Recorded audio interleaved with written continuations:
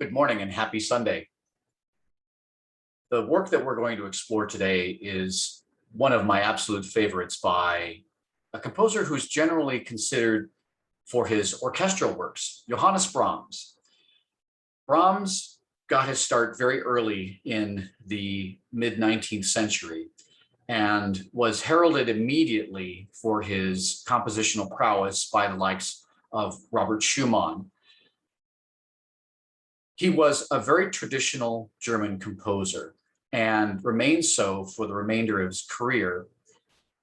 Early on, Brahms studied ancient forms of what we call counterpoint, that is, the interweaving of musical melodies in a very specific realm that creates wonderful harmonies, but at the same time, much linear motion.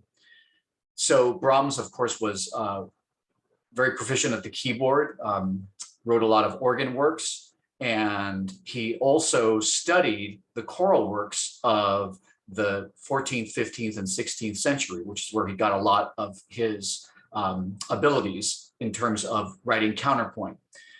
He reverted to this ability many, many times in his career, especially when it comes to his orchestral works. So this piece that we're going to hear today is called the Geistliches Lied, or the Sacred Song. And it's a wonderful setting of a text by a 17th century German writer named Paul Fleming. You're going to see the text as you watch the video and listen to the music. I'm not going to take that experience of reading it while you're listening to it away, but I just want to tell you that Brahms sets the work in four basic sections. The first and the third are very similar to each other. The second, a little bit offsetting, and once you read the text, you'll understand why it's a bit different. And then the final one is this glorious Amen that really, really soars. So he wrote this as sort of an assignment that he gave himself with in terms of a correspondence with a very famous violinist of the time, Joseph Joachim.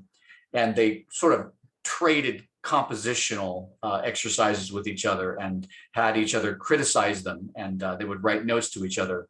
Joachim didn't really like this particular setting that Brahms did very much, but it's actually one of my all-time favorites. So enjoy the Geistliche Lied by Brahms.